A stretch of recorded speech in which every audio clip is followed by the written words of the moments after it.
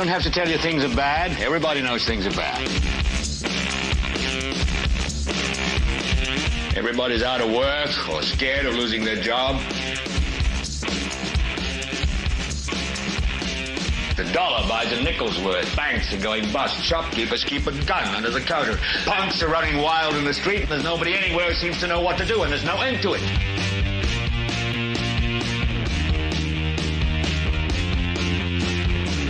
The air is unfit to breathe, and our food is unfit to eat. And we sit watching our TVs while some local newscaster tells us that today we had 15 homicides and 63 violent crimes, as if that's the way it's supposed to be. We know things are bad, worse than bad. It's like everything everywhere is going crazy, so we don't go out anymore.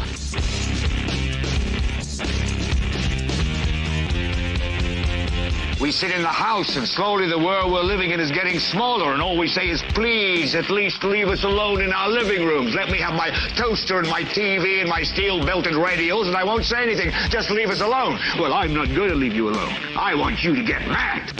I don't want you to protest. I don't want you to riot. I don't want you to write to your congressman, because I wouldn't know what to tell you to write. I don't know what to do about the depression and the inflation and the Russians and the crime in the street. All I know is that first, you've got to get mad. You've got to say, I'm a human being. God damn it. My life has value. So, I want you to get up now. I want all of you to get up out of your chairs. I want you to get up right now and go to the window, open it, and stick your head out and yell, I'm as mad as hell, and I'm not going to take this anymore. Oh, well, ladies and gentlemen, how are you doing? I hope you're all having a wonderful and solemn and sad and happy Memorial Day. I hope everybody is remembering what the day is truly for. I hope you all had a good weekend, a good holiday weekend, a good maybe a couple days off for those that have had a couple days off. For those that were interested in the big race yesterday, I hope you enjoyed that. I don't really know much about that. We really can't talk about that in any way. If you're interested in the race, that's a couple podcasts that way. You can check that out. I think on Thursdays, it's the Boss Hog of Liberty. That is your all racing all the time podcast network, the Indy 500 podcast network. So you'll have to check that out if so interested in that. But it was a race, and also I'm going to send I don't know. I'm going to send you a picture, Kate, that I was going to have you put in to say something special, but I didn't ask you beforehand. If because of the other people in, you don't want it up, just don't put it up. But I'll find another picture. I didn't see until there that there were other people in it right at the way. I just sent you a picture. So if you don't want to post that because of the other people in the background, we can find another one, I'm sure. Or if you can find one, let me know. Okay. That was weird. Hope you're all doing well. All right. Cool. I appreciate you all being here. What the hell's going on here? It's been the last couple days, folks, of that just repeatedly over and over and over. So bear with me. We'll be discombobulated all week, but we will bring you good content. We're going to have a great show here, I promise. We'll just pretend like we're just now starting now, and we will say, like we normally do, welcome to the podcast. This is the 210th episode of the Political Spotlight. It's pretty much like it's our very first one ever. You guys know what to do. If you're watching on YouTube, go hit that like button. I see Catherine's already counting up how many people are here versus how many likes we have. Don't make me send her after you. She knows where all your vital organs are, I think. And she may or may not have a scalpel or have access to a scalpel, and that doesn't seem very good. So yeah, do us a favor, like the like button, bell the bell, subscribe the subscribe, and comment if you're so inclined. We love all of that. We're a very interactive show, and man, it's been a crazy last couple of days. So we will get to the Memorial Day stuff, and I want to say that right up front here at the beginning, because last year we got like beat up for a couple of days. That's why I make such a big deal about it.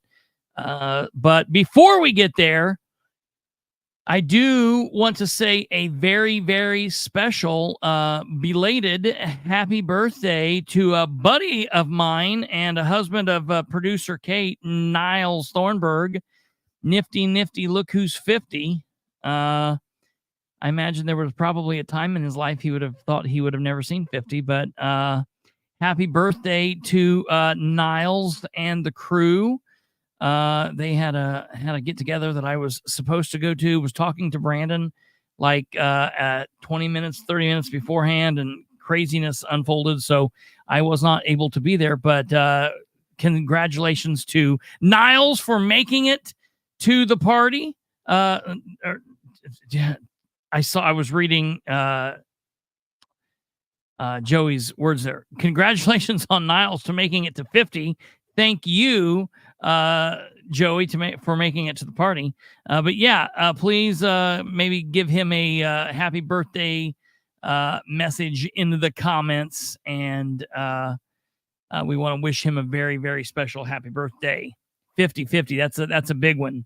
I know he more than likely does not care about birthdays and things like that very much, like myself, but those big ones you have to say a thing or two about. So I hope you guys all have had a good weekend. It's been nice weather-wise. Let's see here. Kid Rock saying nope. No water coming out anywhere, still vandalized. Yeah, I don't know if you saw the mayor's community update on that. I guess some idiots broke in and vandalized it. Like, look, we were all idiot kids once, and we all know what it's like to like draw your name on the material or cut your name into a bench. I understand that. You know, as an adult, you're like, don't mark on stuff now, but we all did it at one point as kids or whatever. But to break in and actually vandalize the water crap, I don't understand that. I don't get it. I don't really understand it. The bathroom is trashed with pizza. The bathroom is trashed with pizza. That's I don't even know what to say. What kind of pizza? I don't know if I want to know that. Make sure to call and report that to your mayor. Kids have to pee. It's nasty. Are they boys or girls? You know what to do if they're boys. Oh my God. They trashed it with frozen Tombstone pizza. Oh my God. That is crazy. Well, I hope I hope the Parks Department will get on that, and really, for the love of God, what is going on? If your kids are out doing that crap, someone's kids are out doing that crap, beat the hell out of them, because that's ridiculous. I mean, it's not little kids, obviously, so it's bigger mean kids, and they can take a beating like that. We've got a lot to talk about. A lot of crazy things have been going on this weekend. I have been going through one of the biggest things I've been trying to deal with in some off time of dealing with some craziness this weekend has been attempting to deal with the channel. As I talked to you guys last time I think we talked, I decided to go back with the thumbnails. I've been going back through and adding thumbnails to the ones that I had just added the generic title to, and the generic thumbnail to. So I've been going back through and adding that, as well as shoring some things up and trying to make it a little streamlined in a couple different places. So we've been doing that. On top of that, when tell me, Joe Black, when does that's nice.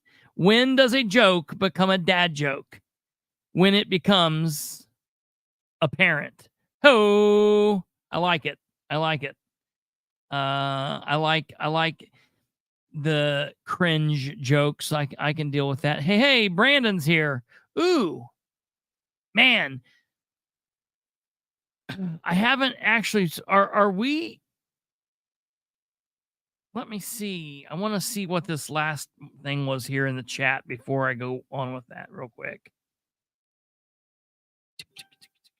Okay. So we have a video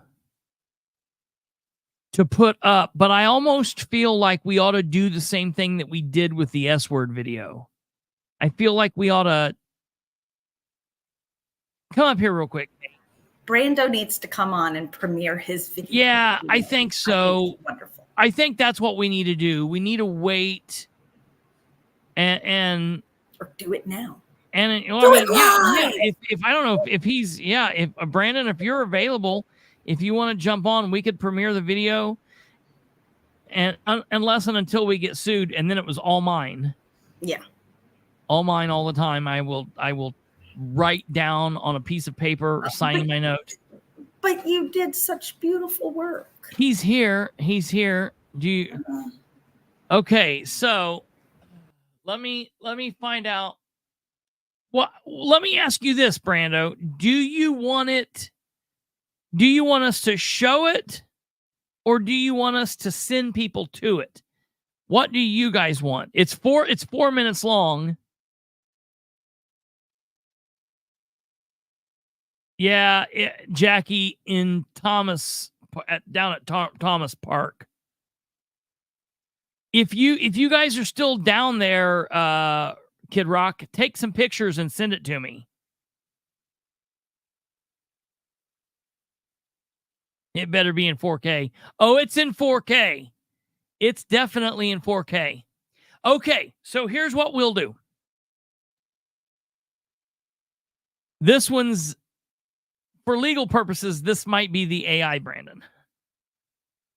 The new Sproles shorts are helpful for getting the point when sending people that don't watch. Hopefully, I'm getting you some new viewers. Yes.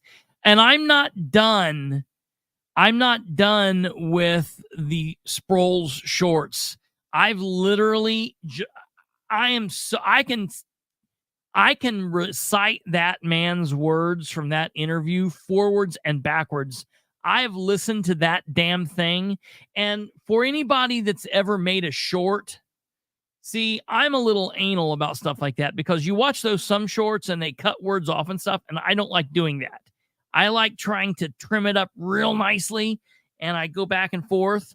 And that one short that we have where Kate gets on and she goes, "Stop." And I'm like, I know, I heard it. And she gets on, she's talking. I listened to Kate yell "stop" that night when I was making that. If I heard it one time, I heard it probably at least 50 or 60 times. It was ridiculous how many times I went over and over trying to get that one just right. So what I'm doing is I'm going through it. I'm going through it in order. And I got so antsy to get to a really good one that I actually just jumped ahead and did one. And I was like, no, it's throwing me off. I can't do that. So I went back. So I have plenty more shorts to come.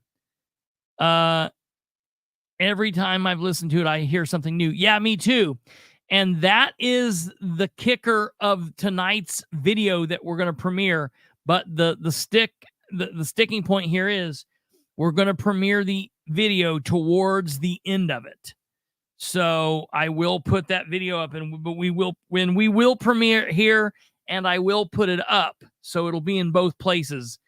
But you'll have to stick around to the end.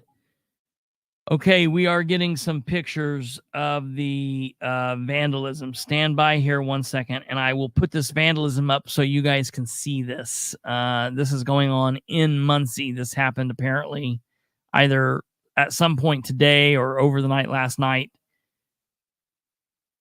Give me one second here, and we'll get this up on the screen. And then I will get in. This is some like breaking news on local stuff, and then we're going to get into our topics. We've got some interesting topics, national topics tonight.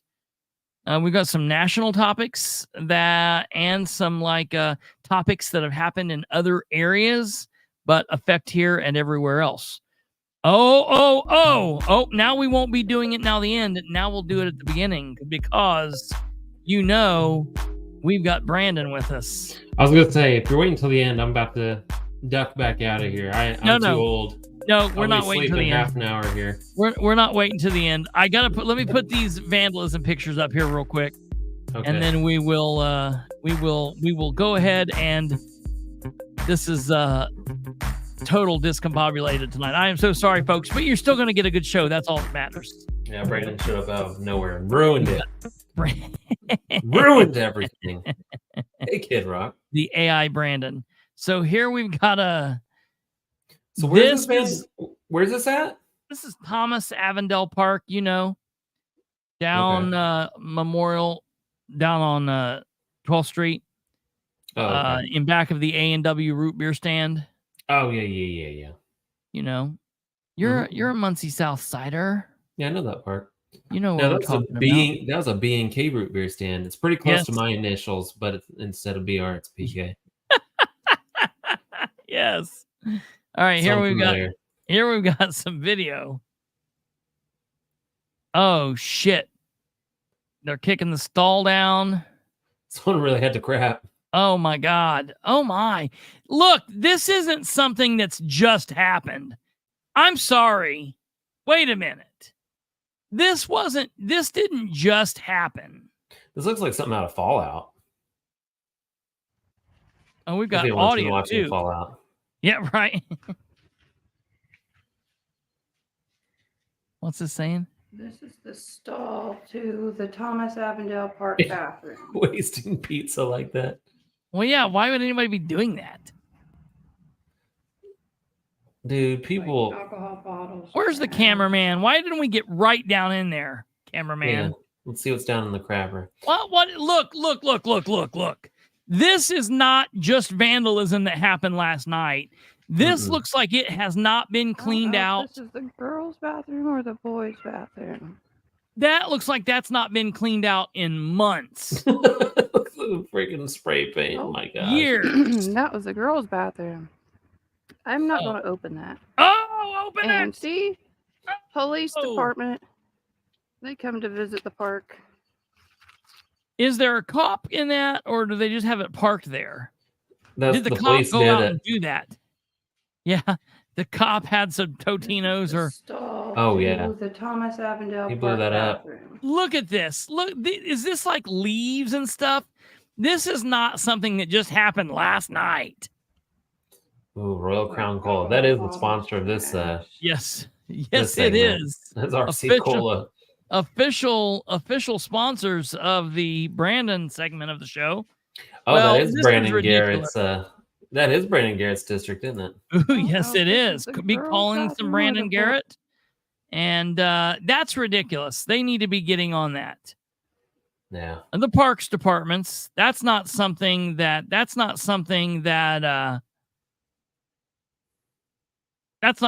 just happened last night. That's nuts.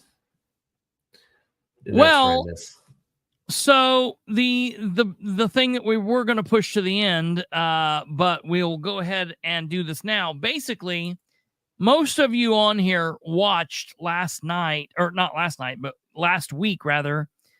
I'm just going to say this part, then I'm going to let you set this video up. Okay.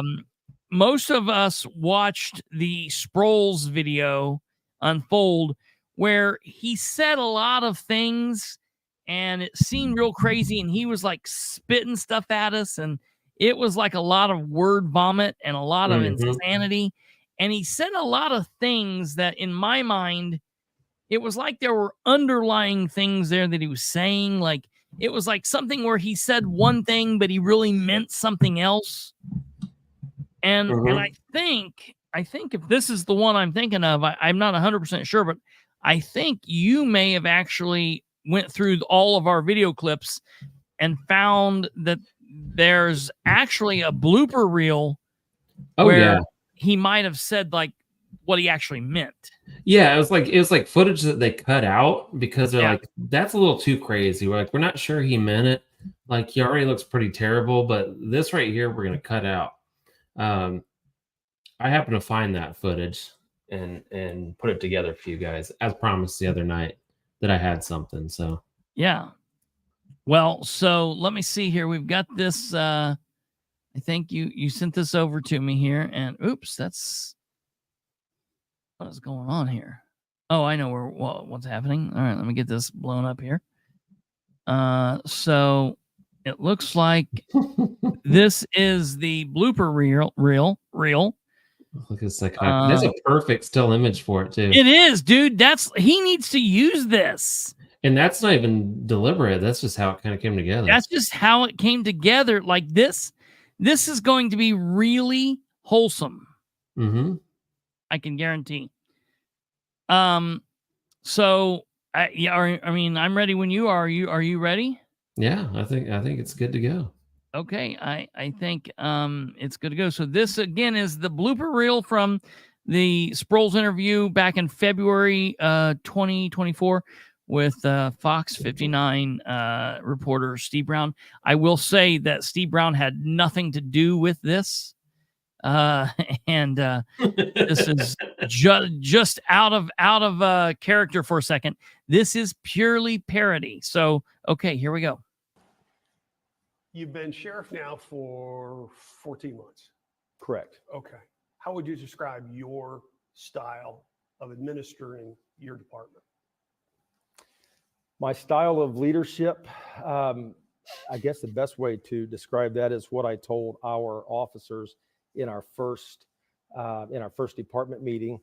I said, everything is bad. I will use a beanbag gun. Shut your effing mouth. I told you to face the effing wall. You have staff.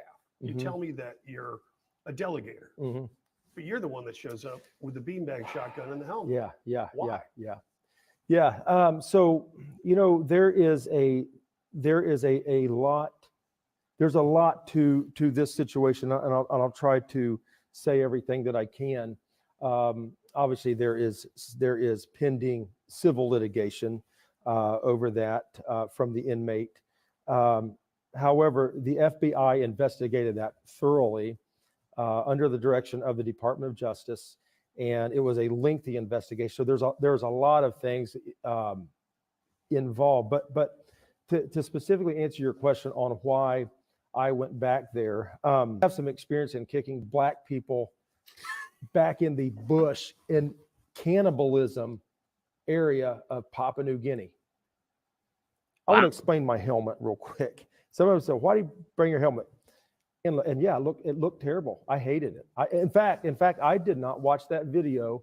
I did not watch it until the FBI, when they were investigating me, they're like, "Well, let's go through it and watch it." And I said, "I haven't looked at it, and I frankly don't want to look at it." So I looked goofy with the helmet on, but I'm going to ask you a very indelicate question. Okay. I'm going to point something out to you. is it delicate or indelicate? Indelicate. Okay, I don't know. Your vocab is bigger than mine. What is indelicate? Hey, hold on for a second. It may be a question you don't like. Oh, I'm an open book, so I'm not going to get upset with Officer Humphreys, the gentleman who led the dance troupe, Marquette Neal, the gentleman you pulled over in town, they're all black. You have a problem with people of color? Absolutely. I have an issue with black people. My wife's, some of her best friends are black. She grew up with them. Some of them live here now, and it's sad and it's sick. And you know, all I can do, I guess, shoot people in the face or something like that, but bigger muscle group areas. Why don't go back with me here to a guy, a little black boy that's going to say, "Hey, Uncle John," and want to give me a hug, and we're not allowed to hug in here. There is so many things to that situation that is sickening, to me. You know what? I want to shatter his ankle or splinter his shin bone. Did you know that boy, and you could see it on the video, he cried there on the video. The way that went down, that seemed like the opposite of de-escalation. Yeah. It was 4 rounds in less than a minute. It's exactly what I did. So you fired beanbag rounds that injured him. Yeah. So beanbag rounds are they are to be used to neutralize all black people that were, how do I say? I mean, they are not as cultured. I don't know what the word is, as we are here. Okay. But what I want to say to you is listen, you reach out. I got the attorney's like, Ms. Sproles, you need to not say, and I probably say too much, but I get sick of all black people said too much. This guy's going to go like, Sheriff, I don't know what about him.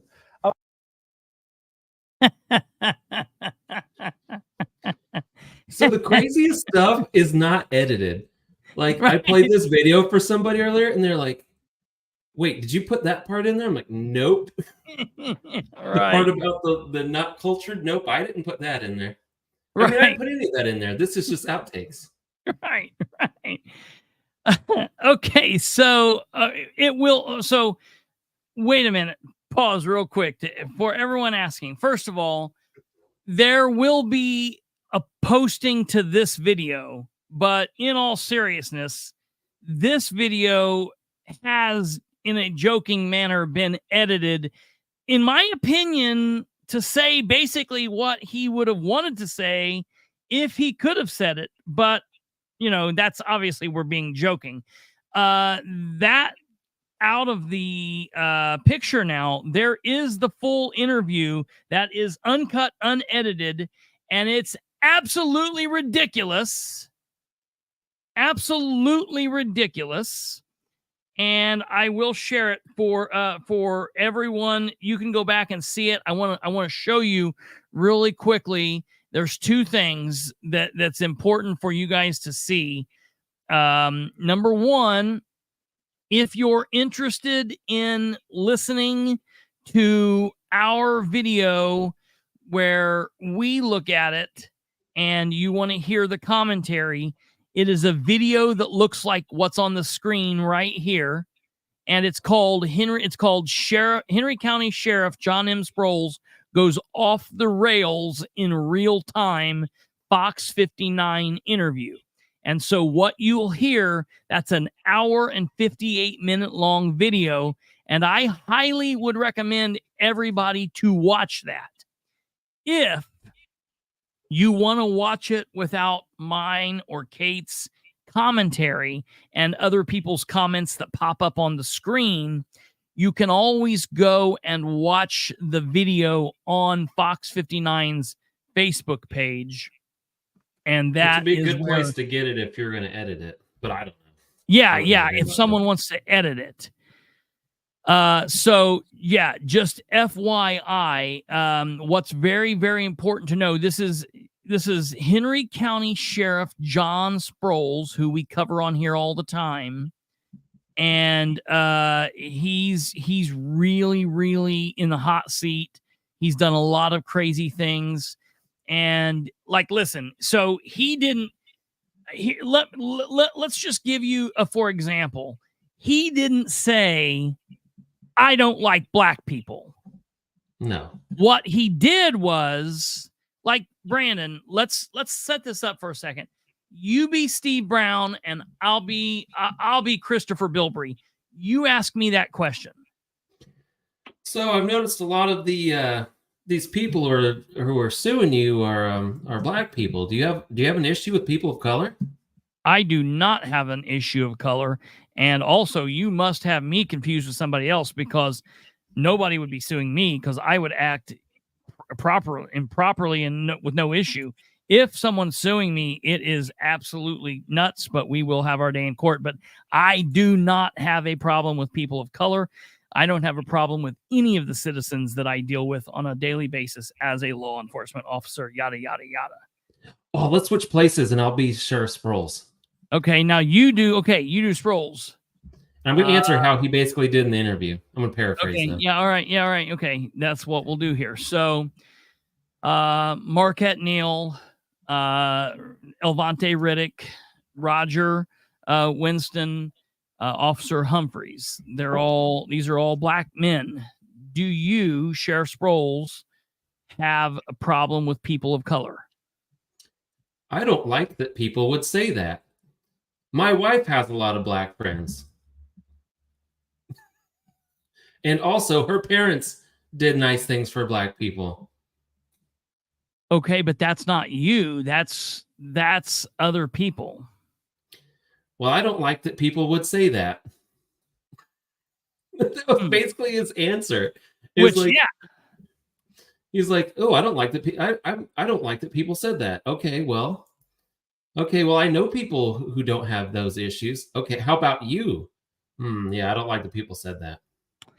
Yeah, that's absolutely that is. Oops, sorry. Were you putting that down? That's absolutely. Sorry about that. I didn't know what was going on. No, I was trying to unfreeze Brandon. He is AI Brandon today. That is what he said. Like, listen, I mean, I've asked several people this. I even asked one person that I thought might be a little racist, and they were like, nope, don't have, I've never heard anybody answer. He still didn't answer the question. He still did not answer the question at any point. GW Menace, it was even worse than that, because he didn't say I have a black friend. It's like, well, my wife has black friends. It's even worse. It's like, I know somebody who. Yeah, we talked that night about the other guy that was racial in Henry County a couple years ago. Kenan, his name's Kenan Gray. I used to call him Kenan Gracist. But he when he got accused of this, he pulled the whole stunt like, no, I'm not racist. I had a black guy drive me to a wedding one time. I'm not racist. Here's a picture of me on a bus with a black guy in the back. And that's what he said. Sproles didn't even go there. Sproles was like, I'm not Sproles was like, that is shocking. I can't believe what would make somebody say that? Because I gave you a story before we started, and you know it. My wife, she was born and raised in Papua New Guinea with all those uncultured black people, cannibalistic black people in the bush, which is basically what he said. Mm-hmm. Am I still frozen? Nope, you're not. You look good. So here's another question. I thought about this afterwards as well. Mm-hmm. It would have been interesting if he asked if he had an issue with gay people. That would be interesting.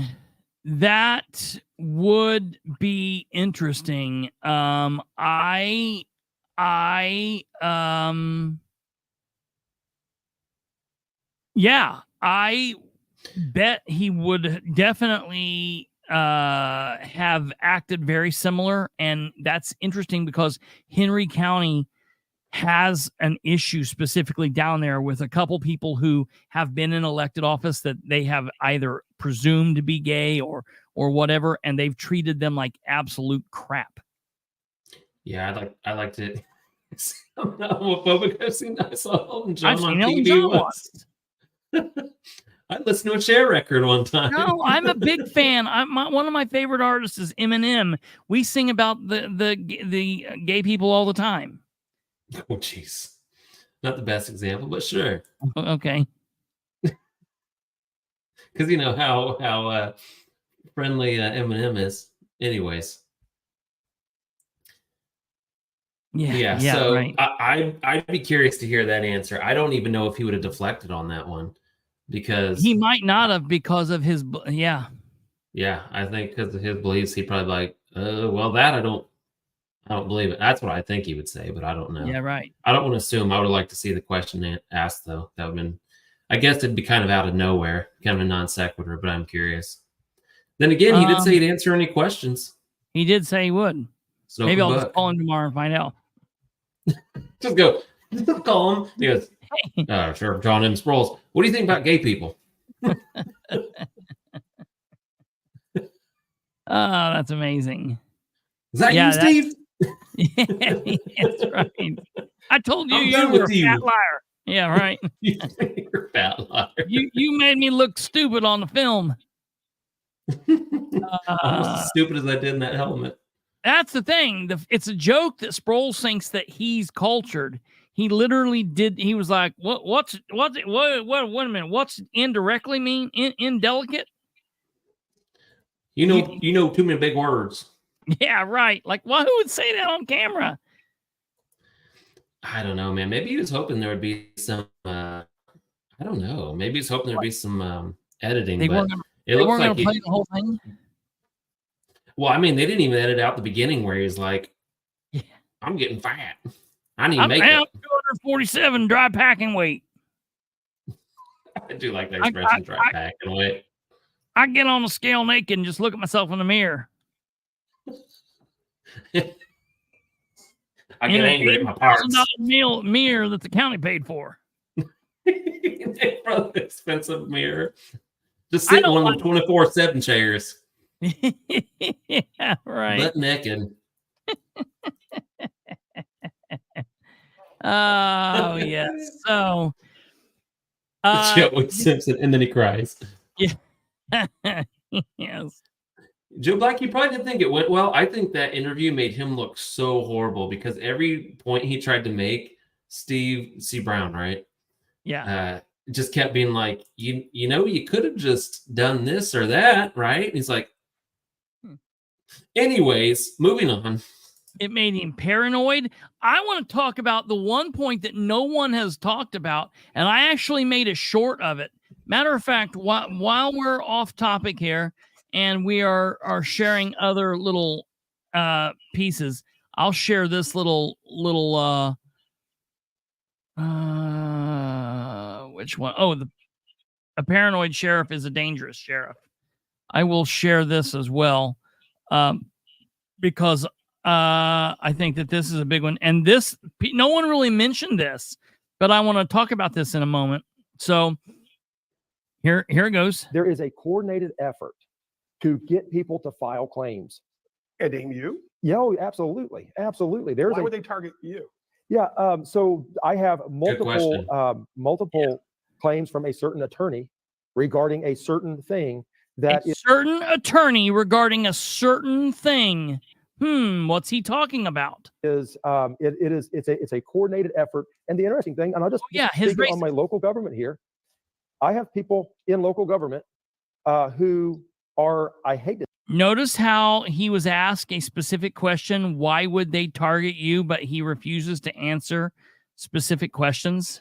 Say this, but I think somewhat enjoying the fact that our insurance has been canceled. When you call he is so stupid. Live stream, and is there one lawyer who picked up most of the cases? Tell the insurance agent, I want you to get up and I want you. I'll tell you about that in just 1 second. Publicly say that the insurance is getting canceled because the sheriff's office shows how little he knows. The direct, and I have one of my commissioners say it's because of your direct actions.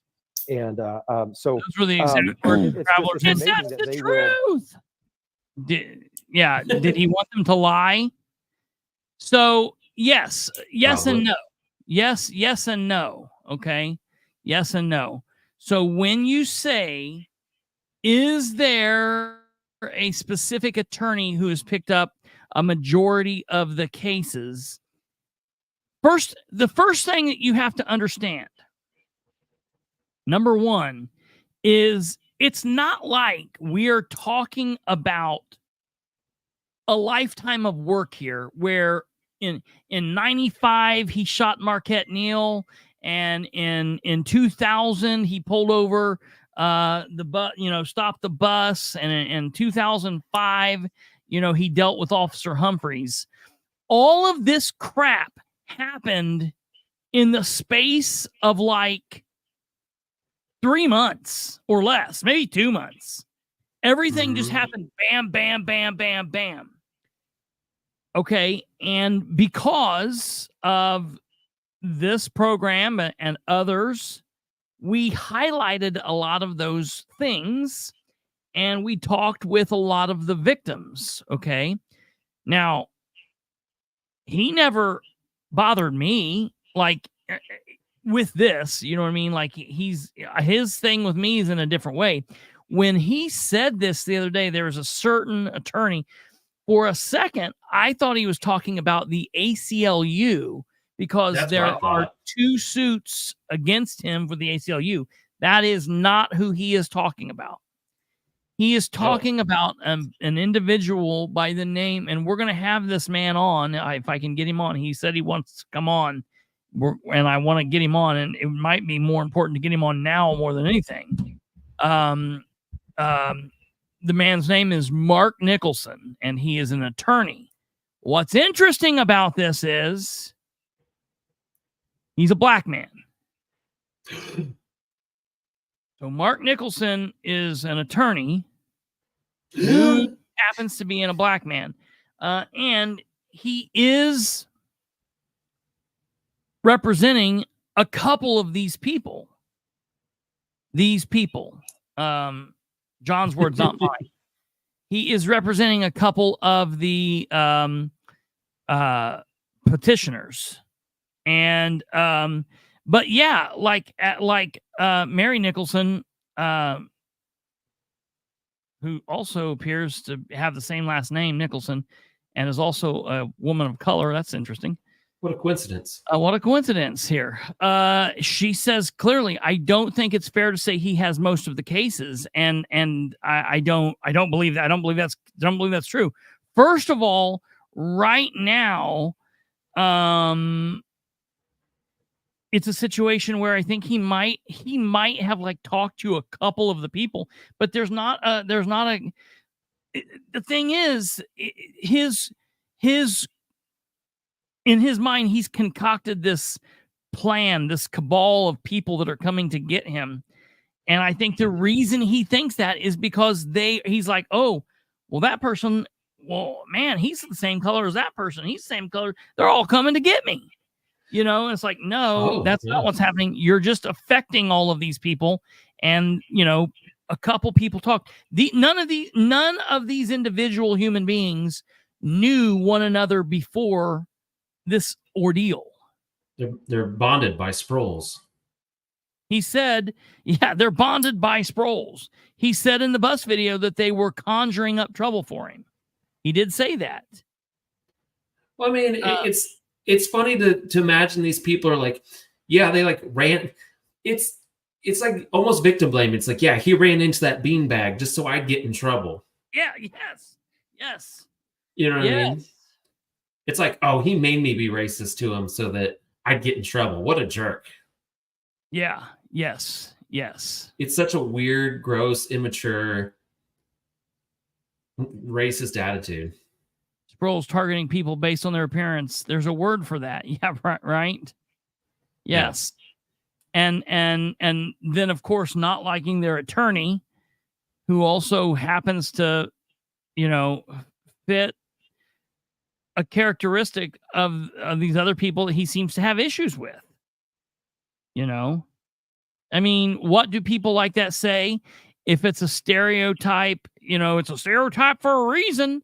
So look, John, don't make it, if you don't want to be racist, don't seem racist. Don't be racist. Like, yeah, right. Like he's like, all these people are attempting to make me racist. And I'm like, what? What? They made me do it. Mary says she has personally never conjured in public. So, I guess that's good. Oh boy. So yeah, if it looks like a duck, yeah. So That's that. That's that. So I don't know. I mean, kind of joked a little bit about it. I don't want to say what's in somebody's heart. I'm just going to say what it looks like and what the evidence is kind of showing. It doesn't look good. I think that, in his own words, he never truly, in my opinion, and maybe in objective reality, never denied being racist. No, yeah. Or having an issue. He just said that he was upset that someone would say he had an issue, and that he knows people that don't have issues. Or he knows people that don't seem to have issues, right? Mm-hmm. And to me, I mean, your example you just did, it's like, it's pretty simple to say, no, I don't know why someone would say that. I don't have an issue. And I think that's a ridiculous claim. That's an easy answer to me. Should be an easier answer. And I don't think there's any conspiracy, like Joe Black is saying, I don't think there's some big conspiracy. It's just, if you won't even say that you're not racist, why do you expect people to think you're not racist? Yeah, right. So, if you can't even say the words, that's the thing. I don't know if the interview was supposed to help him or not. It did not. I don't think it did. I think he thought early on it was going to, and I think that there's an exact point in there. There's an exact point in there where Steve asks him a question, and Steve starts to ask it, but he pauses. And John thinks he knows what he's going to say. He's like, well, if you're the one doing, if everyone else is doing this, or if this isn't a problem, then why are you? And Sproles jumps him and says, why am I taking all the heat? And Brown says, no, why are you doing it? Yeah. And I think at that moment, you can see for the very first time, it's just for a second, the blood drain out of his face. And at that moment, I think he realizes, oh shit, this guy's not on my side. And from that point forward, Sproles is just vomiting words. He starts talking a mile a minute. He starts just babbling off nonsense, and he's just going on.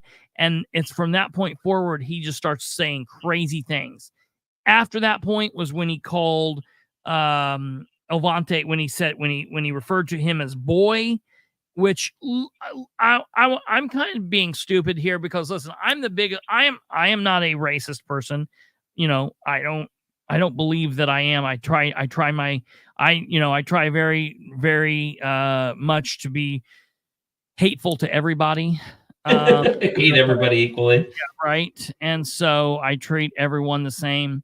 And I got friends all on the spectrum, and so the thing is, like, it is what it is, but I just feel like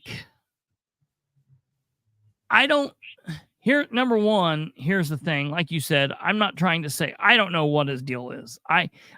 To be perfectly honest, I've talked to a couple people of color who have said, I don't even know that he's racist. I just think he's an idiot, and he thinks he's above everybody. He thinks he's above everybody. And so if he's going out on the street, you're a white trash piece of crap, and you're a black piece of crap. And, that's just how he's looking at everybody, and he thinks that he's like some major big above everybody type of thing. Well, that's what Cersei does, right? Yeah. Absolutely. It's like all these, what was it? She called people of Henry County garbage or something like that? Trash, yeah. Literally called his constituents trash. And then came out and said, oh, that's not what I was talking about. I was saying, no, like clearly you got it there. You're calling his constituents trash, man. And so when you're thinking, when you look at that, and I know plenty of people that have known these people for a long time, and they said that it's just what they are. And like, I don't know. I don't know. It's just very strange. It is. He's just not the best person to be in a position that he's in. No, it's interesting. You said how he started going a mile a minute.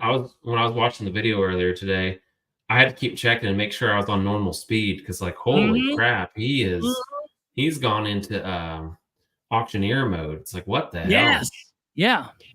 And like, and there's that one story he goes through, and Steve Brown just like keeps trying to get him back. He's like, hold on, I'm trying to get there. Yeah. It's like, It's a simple question, dude. And it's like 5 minutes to answer one simple question.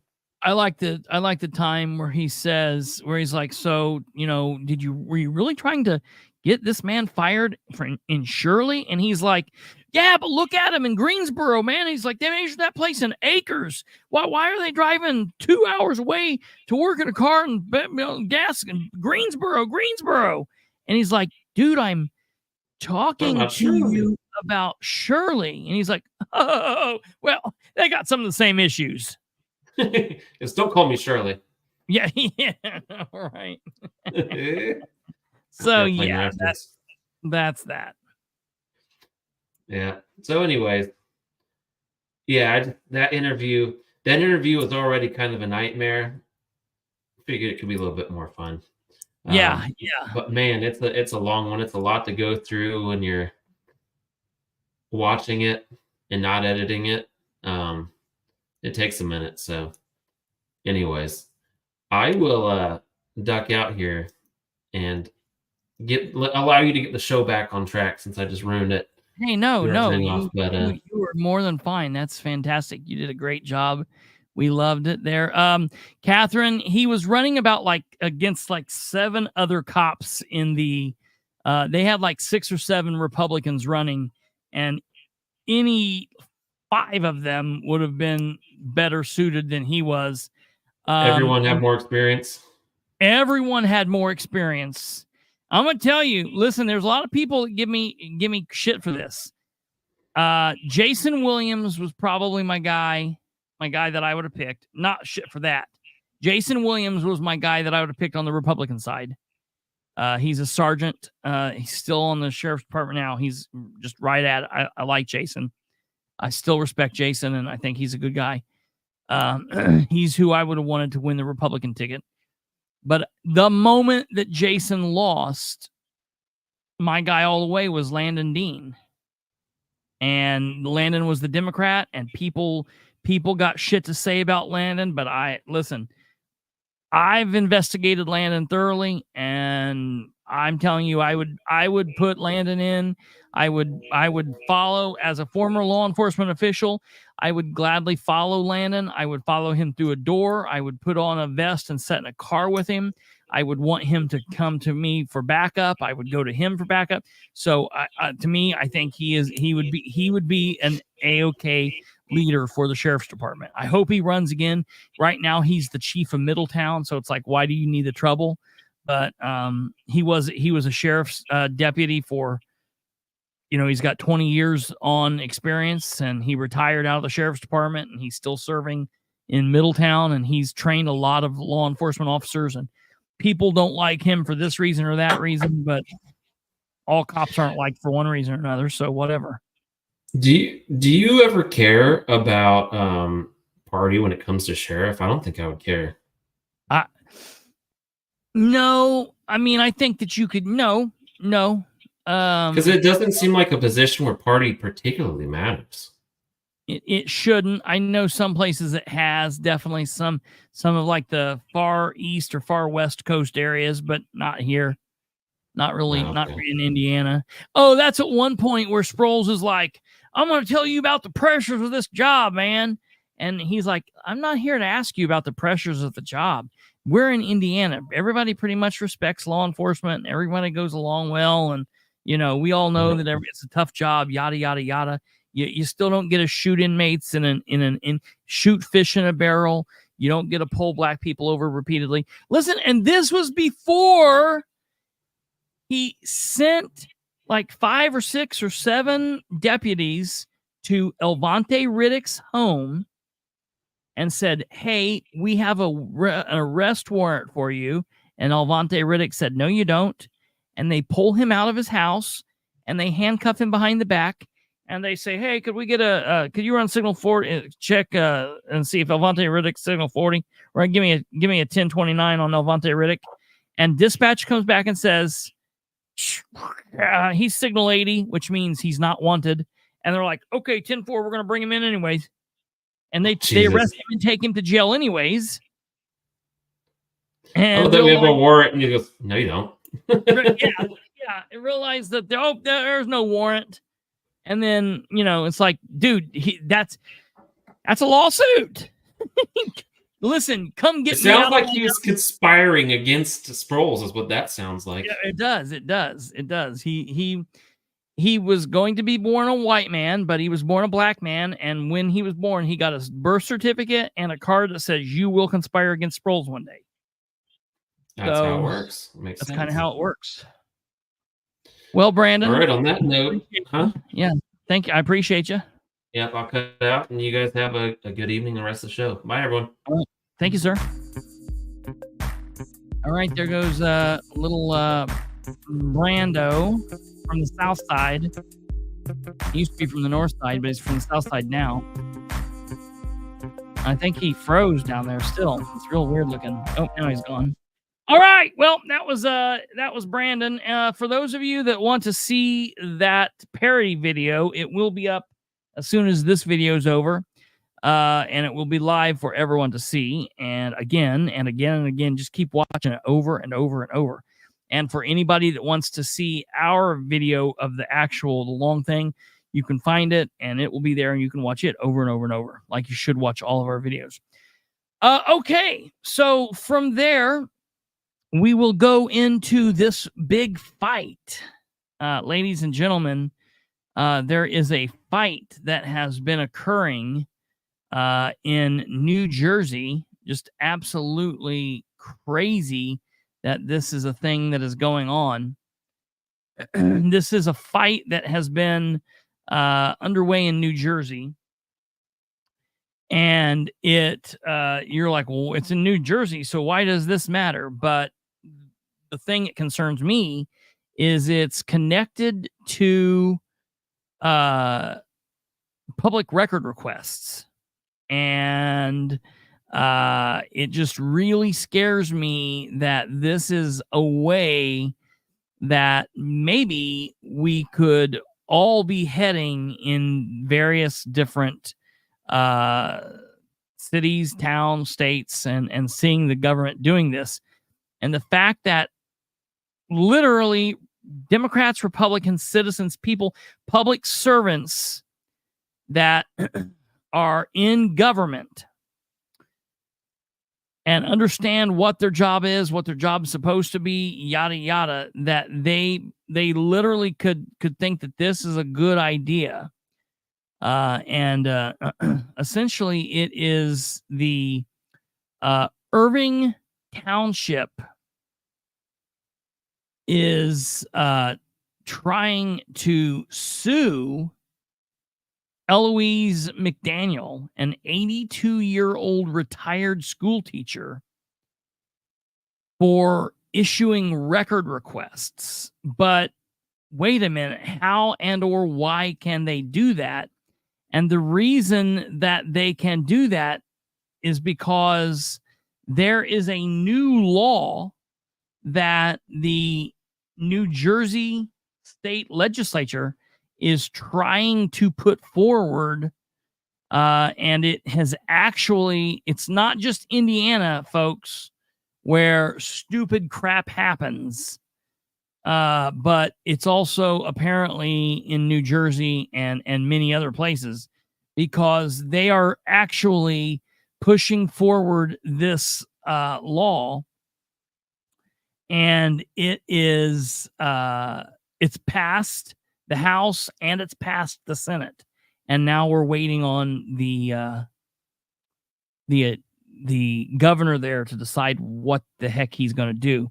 I want to play you this clip from this New York news station here real quick. Just give me 1 second and let me get this pulled up because this ad's playing.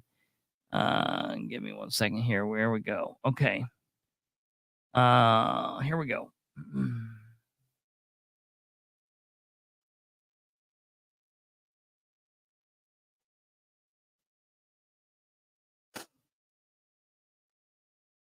Town of Irvington is suing. Tonight, the I-Team investigates an unusual lawsuit in New Jersey. The town of Irvington is suing one of the Irvington mayor's biggest critics for harassment. Now, the mayor says he is not behind that lawsuit. So who is? As the I-Team's Chris Glorioso reports, the 82-year-old defendant believes her government is trying to silence her. I got slapped with the lawsuit.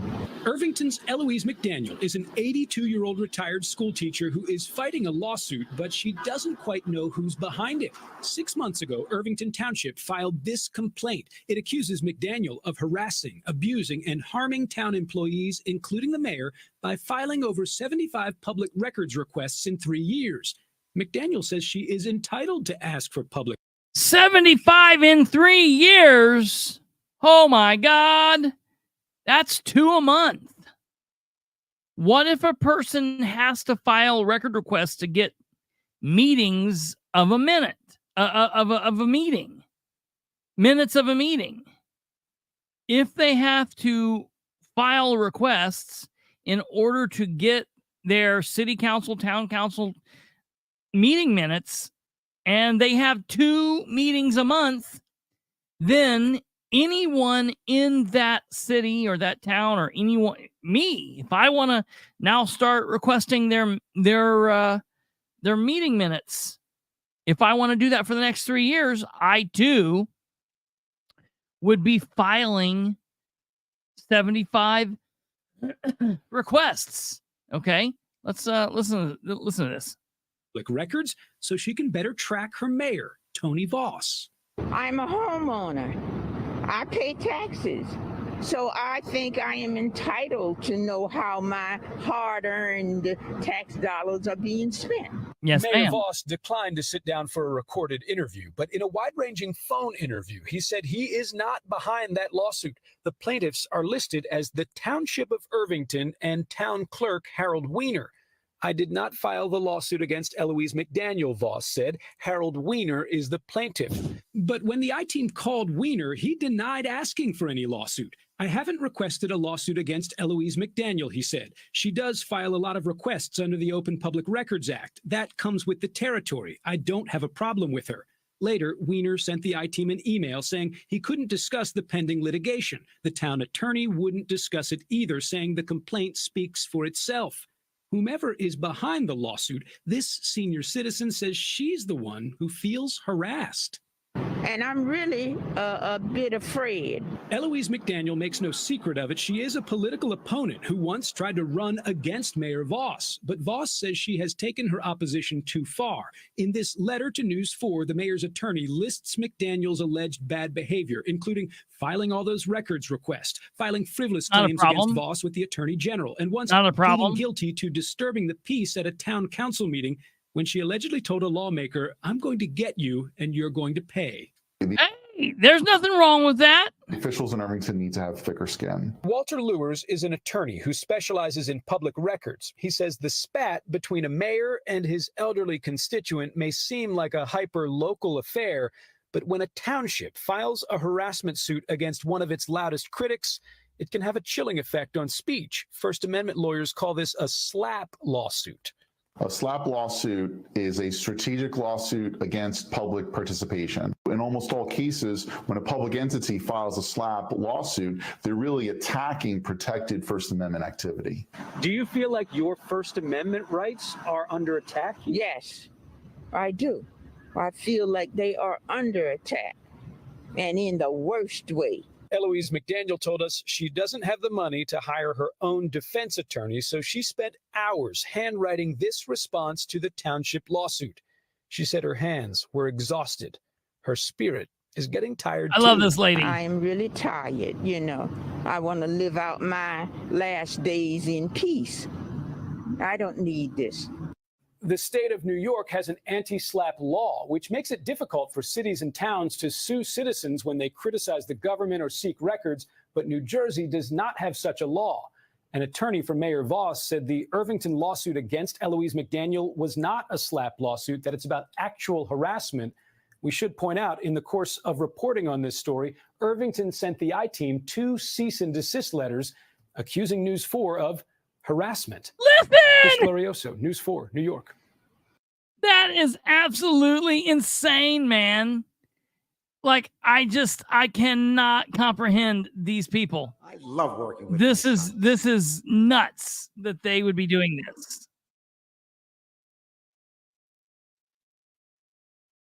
Just crazy that is what what they think that they should be doing. And the fact that when the news channel decided to start looking into this, and they were interviewing Mrs. McDaniel, they then too were notified that they were, harassing this government township, and the mayor there and Mr. Wiener there or whatever, they need to get themselves together. That's ridiculous. But let me tell you, it goes beyond them, honestly. It goes beyond them. Let me pull this other thing up here.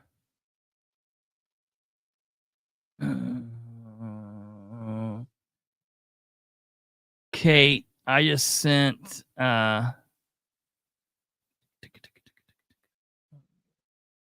oops.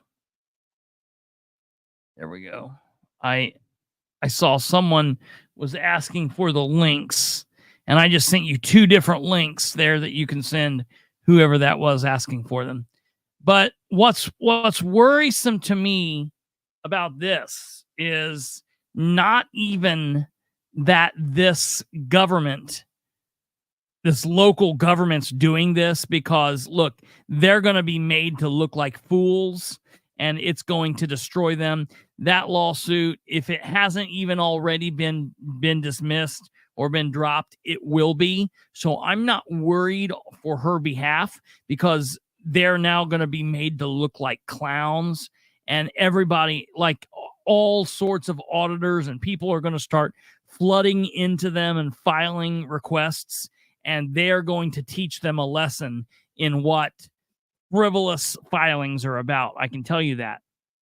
But what's more concerning to me is the fact that the Indiana. I'm so used to saying Indiana. The New Jersey State Legislature here, okay? I'm going to show you these members. I'm going to show you who they are. This is the state Senate. Okay? Look at these men and women on here now, okay? Look at these men and women. These senators. Here are the senators. All right? Look at them there. Bunch of cowards. Okay? Look, here's the House members. Look at these cowards here. Look at these bunch of cowards. All right? Another big grouping of cowards here. Republicans and Democrats alike. Now look, it's New Jersey, so it's more leaning Democrat than not. But I want to let you know that the 2 senators that put this forward, one was a Republican and one was a Democrat. And so the two senators that first put this forward, one's a Republican, one is a Democrat, and here it is, okay? And I'm going to read to you what this law is. I'm going to read to you here about what this new law is. All right, let me get this a little bit bigger so you guys can see it here.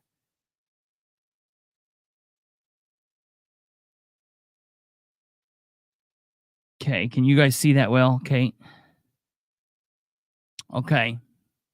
Notwithstanding any other law or rule, regulation to the contrary, whenever there is filed a verified complaint, which is just a lawsuit, to the Superior Court of the county in which the request for access to government records was made under the state law, alleging that a requester has sought records thereunder for the purpose to harass. Look, now this is very important. Thereunder for the purpose to harass a public agency, or 2, with the intent to substantially interrupt or the performance of government function, the court may issue a protective order limiting the number and scope of requests that the requester may make or order such other relief as it deems appropriate, including referral of the matter to mediation or a waiver of the required response time. The court may issue the protective order if it finds by clear and convincing evidence that the requester has sought records under the code for the purpose of harassing the public agency or with the intent to substantially interrupt the performance of the government function, as the term harass is defined in New Jersey Code as yada, yada, yada. The complaint shall be accompanied by a declaration of facts by the public agency withholding the records, demonstrating that it has complied with their code here and made a good faith effort to reach an informal resolution of the issues relating to the records request. The requester shall have notice and an opportunity to answer the allegations set forth in the petition submitted by the public agency. Well, isn't that grand of you? How wonderful. Thank you for allowing us to answer it. I'm surprised they have put that in. They have to, because that's all the basis of all law. But, thank you for allowing that. The public agency shall have the burden of proof by clear and convincing evidence. The court's consideration of a public agency's complaint for relief shall proceed in a summary or expedited manner. The order specified in subsection A of this section may limit or, in appropriate circumstances, eliminate the public agency's duty to respond to government record requests from the requester in the future. Look at that. The order specified in subsection A, which is what we just read, of this section may limit or, in appropriate circumstances, may eliminate the mayor's office, the commissioners, county clerk, police department, wherever, duty to respond to the government records request from that specific requester in the future. And this is intelligent men back up. It's supposed to be intelligent men and women going in and sitting in these seats trying to pass laws that are supposed to be benefiting the public. Look, they've got the same thing in New Jersey that we have here. They're attempting to protect themselves from and their friends from the public and from journalists and media. Yeah, how do you prove? Let me tell you. Let me tell you how you prove it. If that's in Indiana, you say, well, Christopher Bilbrey's doing it.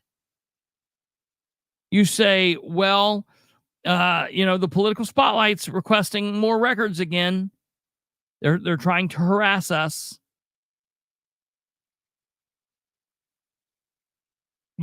And that's just unheard of. But folks, it's not just New Jersey. It's not just New Jersey. Oh, no. Because I want to show you before we move on from here. Real quick, back up. Before we move on, I want to let you know how scary this is. As I stated a moment ago, it passed both the Senate and the House. It was a Senate bill, and it passed the Senate committee hearing. A vote of 9 yes, 4 no. Okay. Then it had another meeting, another committee meeting, 10 yes, 3 no. And then it went to the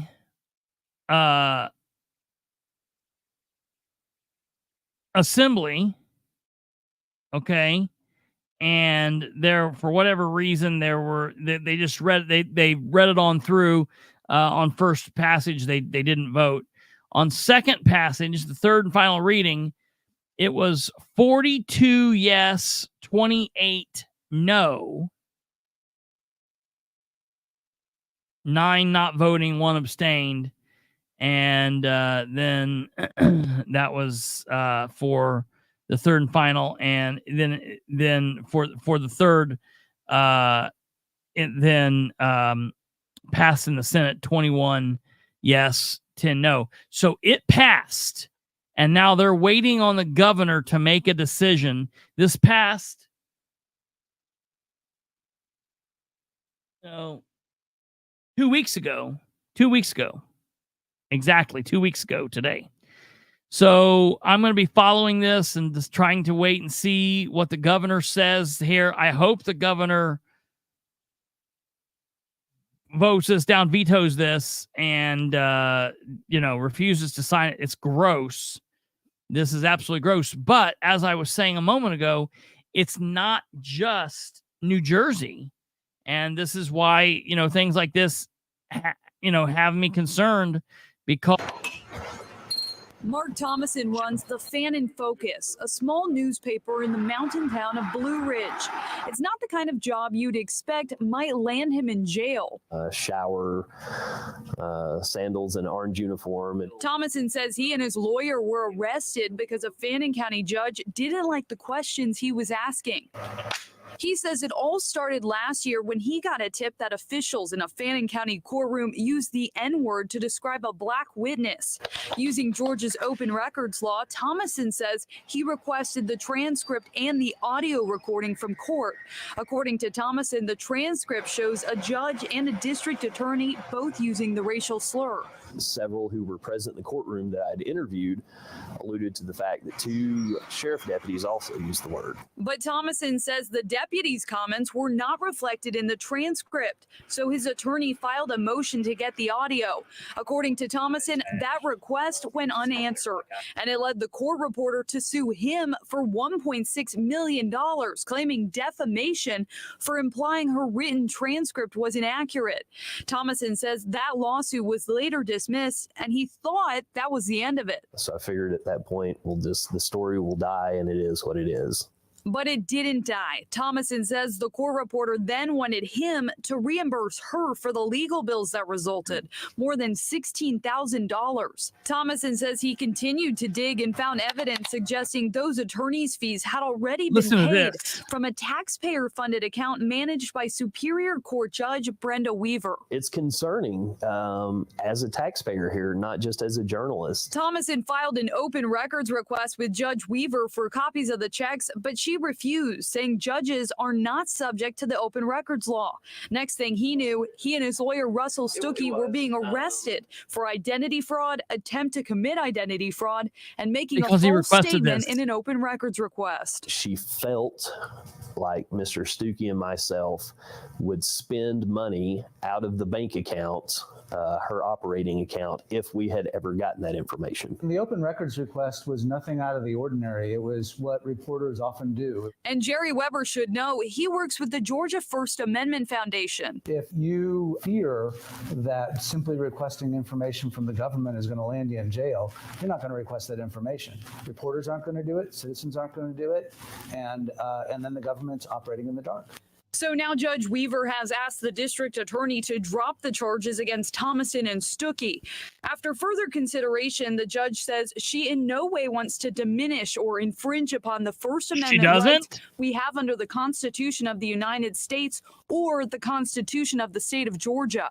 But Thomason points out what he's already had to endure through this process. He claims his paper has lost advertisers. He was jailed and forced to take several drug tests.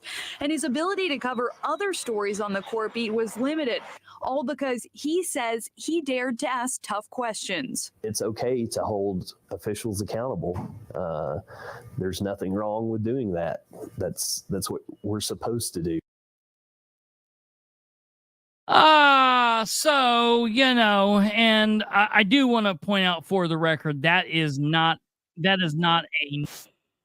newer story. That is an older story, and it actually happened well before the other story. But the point of the matter is, these little things are happening in small little towns and villages and cities and burgs, all between here and there and everywhere in between.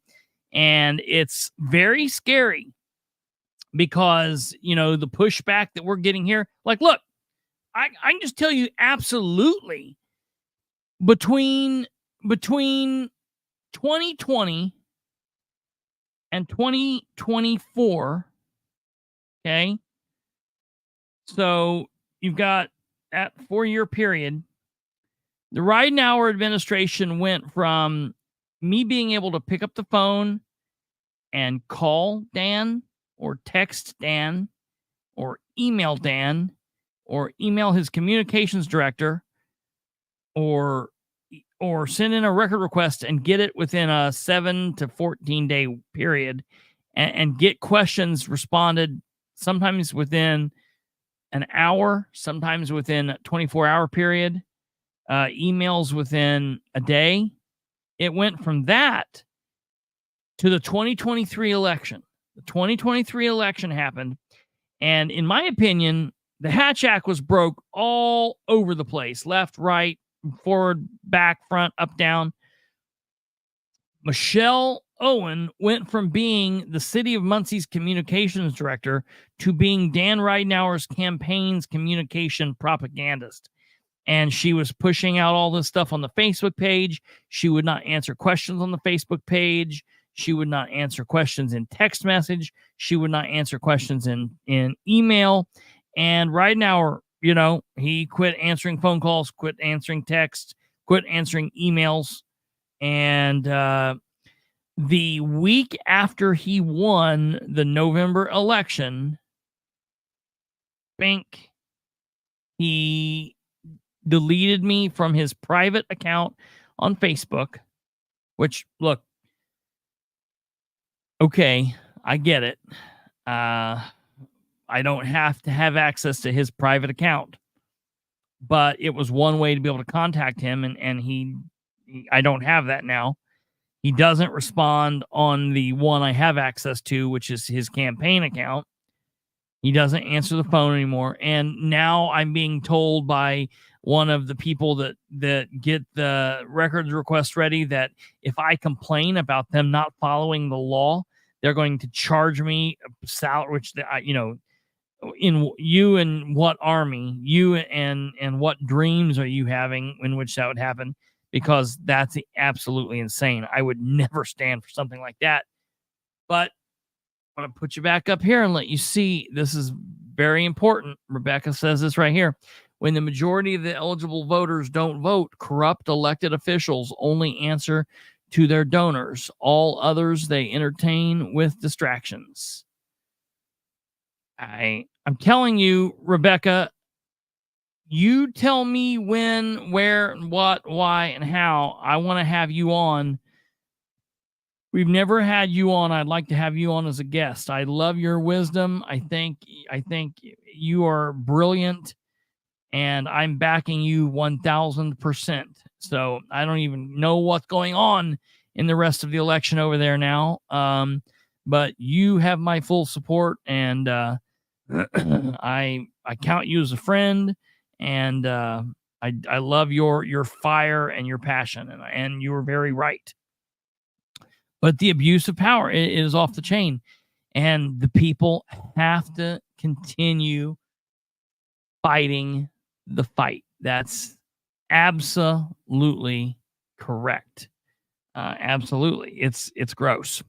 So we just need to keep fighting together for that and making sure that can't happen. All right. Hey, we've got one more little topic here before we roll out on this episode. And that is the topic of the freaks and the weirdos in action coming together to do what freaks and weirdos and nerds and death metal and ska and pop punk members do, and stoners. Yeah, I'm talking about those liberty-loving people known as the Libertarians came together the 24th through the 27th. The 24th Oh, yeah, you're definitely a libertarian. You're definitely a libertarian, Lenny. You're Lenny the Libertarian. That needs to be your YouTube channel, Lenny the Libertarian. What about drunk Republicans? Yeah, depending sometimes. You know, Brandon is definitely fits the bill, sticking out his yacht for the Rizzler. Absolutely. Well, so the National Libertarian Party, which, let me tell you, ladies and gentlemen, is an absolute shit show. Okay? I just can't comprehend. Let me show you what kind of insanity goes on. All right? Day one of the convention, it starts off like this. All right? Day one. All right, here's day one of the Libertarian Convention. Here's day 4 of the Libertarian Convention. You know, they've been having one hell of a party up in there. When this is day 1, and here is day 4. Let me tell you guys something. Yes, you're exactly, that's well, a subsection of them are, yes. So let me tell you something. I would consider myself to be a small L libertarian. I do not subscribe to whatever weirdness goes on the national level. I have long talked about the national level libertarians. They're an absolute shit show. They're like a bunch of lost children wandering around aimlessly, just creating memes and, you know, taking massive bong rips and trying to say the most edgy thing. Yeah, you know, GW plays. I used to say, that's my next haircut. Obviously, I used to be Republican. I would say I was a conservative Republican, but then the Republican Party left me, and then I would say that I was a right-leaning libertarian, a constitutional libertarian. Somewhere I fall in that circle. You know, it is what it is. But the Libertarian Party at the national level, they cannot get their shit together.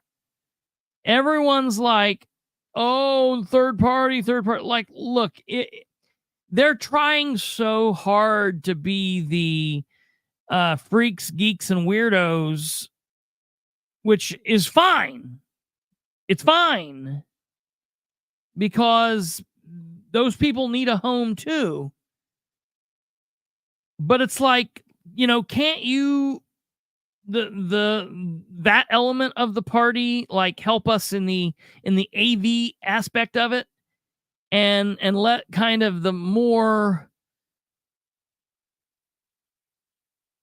developed folk put on, like, you know, a sweater vest and get up and talk about ideas. They spend so much time fighting about what it means to be libertarian, or moreover, fighting about what it means not to be libertarian, or it means everything. Being libertarian means everything, and being libertarian means nothing, that they miss the bus on all serious discussion, and that's what it is. Well, for the very first time in all of libertarian history, a major party presidential candidate came around whoring himself out to them. And of course, yes, it's none other than Donald Trump. he appeared at the Libertarian Party convention. And let me tell you, normally at these Trump rallies, you listen and it's all cheering and all MAGA, MAGA, MAGA, and all that nonsense. He was booed and jeered at this place. It was crazy. All right. Now, you can go, and I would think that this should be for anyone that is hardcore, like Politico. You might be interested in watching this. Everybody else, you don't need to watch the actual full show. We're not going to watch the entire 34 minutes. I'm just going to show you a couple quick little parts and just let you hear what he was saying versus what the crowd is saying. All right, so we're going to start this off.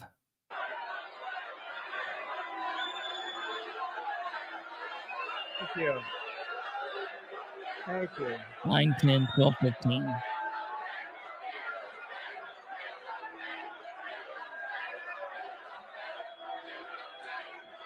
Well, thank you very much, everybody. And thank you, Angela, for that introduction. And I am truly honored to be invited here tonight as the first president in American history to address the Libertarian National Convention. Great honor. A lot of people ask why I came to speak at this Libertarian Convention. And, it's an interesting question, isn't it? But we're going to have a lot of fun. Well, in the last year, I've been indicted by the government on 91 different things. So if I wasn't a libertarian before, I sure as hell am a libertarian now. And don't like Joe Biden, I don't throw people in jail for disagreeing with me. I don't do that. I want to thank some people that have been really outstanding, and they are great libertarians and great people. Ambassador Rick Grinnell, Senator Mike Lee, Kash Patel, and Senate candidate who's going to win from Virginia, Hung Cao. Okay. I also want to pay our deepest respects to the two young missionaries from Missouri, Davy and Natalie Lloyd, that were viciously killed yesterday in Haiti. It was a horrible thing, and I just want to pay our respects to their families. They're great families. You hear a pin drop, which Incredible is people, amazing. And it's a very, very sad moment.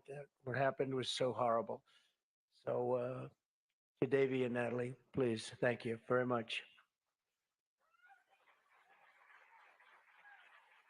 I'd also like to express my gratitude. That was the most to all respectful the moment fierce I could think champions of libertarians freedom would in this do. room. You are champions of freedom. You are indeed. And I'm here to talk to you about the rise of left-wing fascism in All right, the let's country listen to and this. I'm the going to move along need here. to defeat the corrupt and incompetent tyrant in the White House, crooked Joe Biden, the worst president in the history of the United States.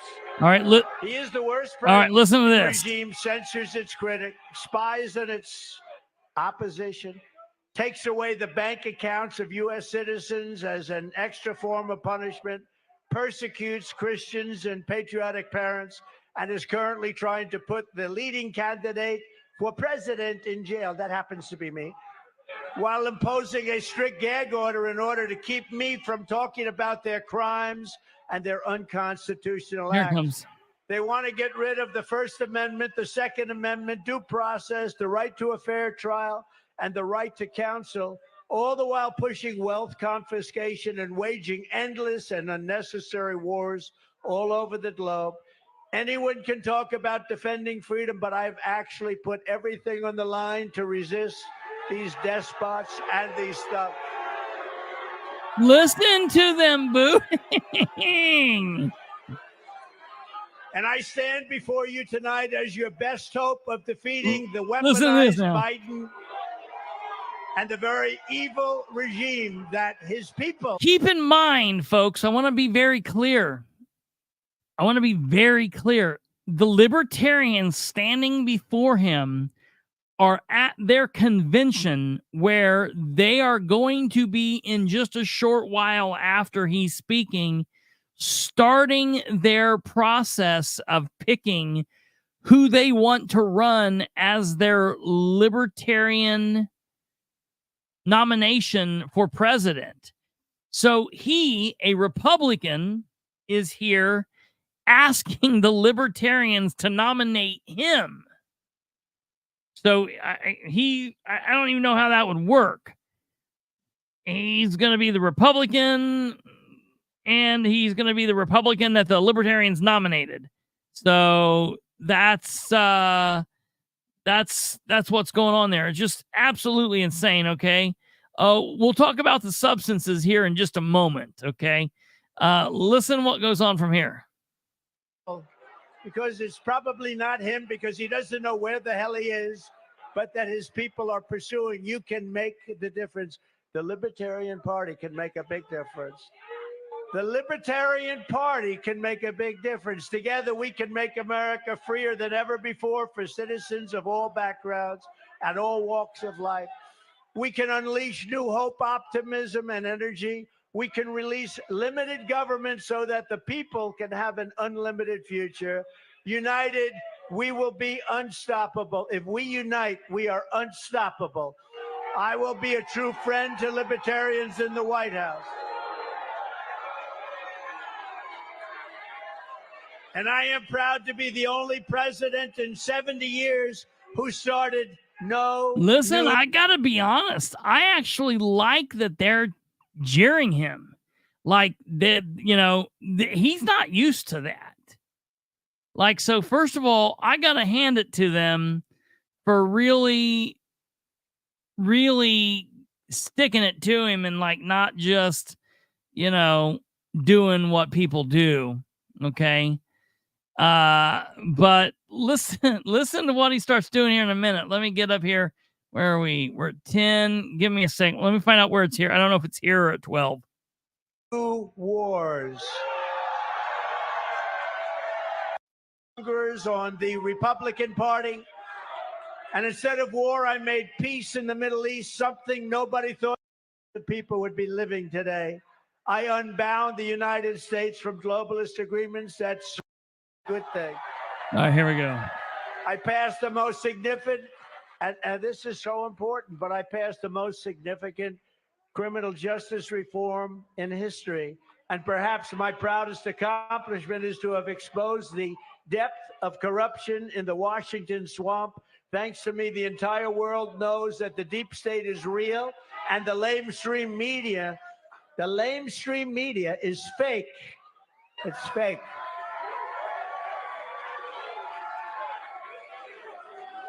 A great libertarian who may very well be in the room right now, I believe, but he's a great libertarian, DeRoy Murdoch, who I've become friends with through his writings in the American Spectator and numerous other places, wrote an article yesterday in which he mentions just some of the things that make me a libertarian without even trying to be one. That's nice.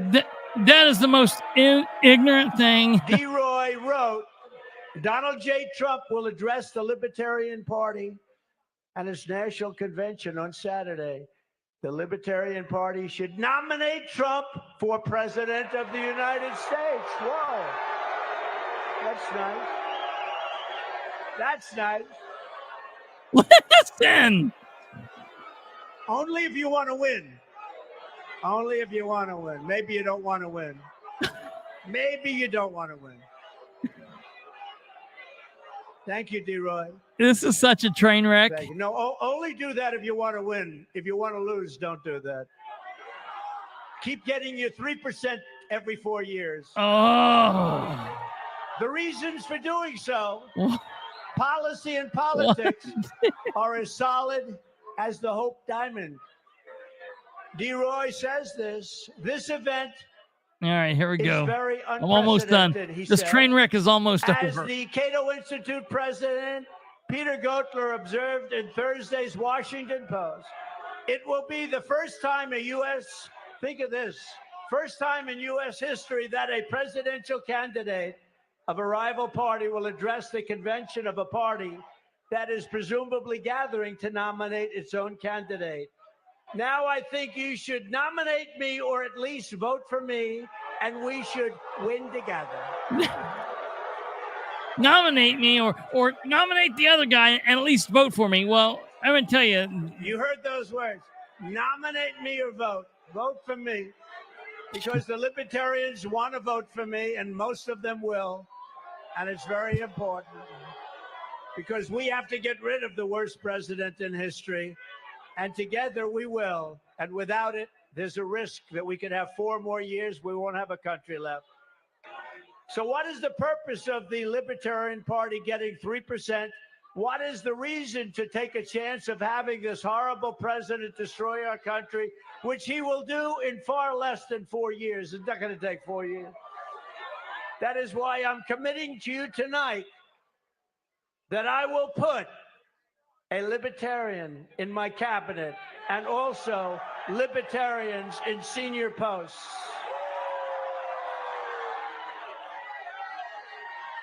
Pretty good. Yeah, if you if you vote for me, that's pretty big. I will. He's bound. Listen to me.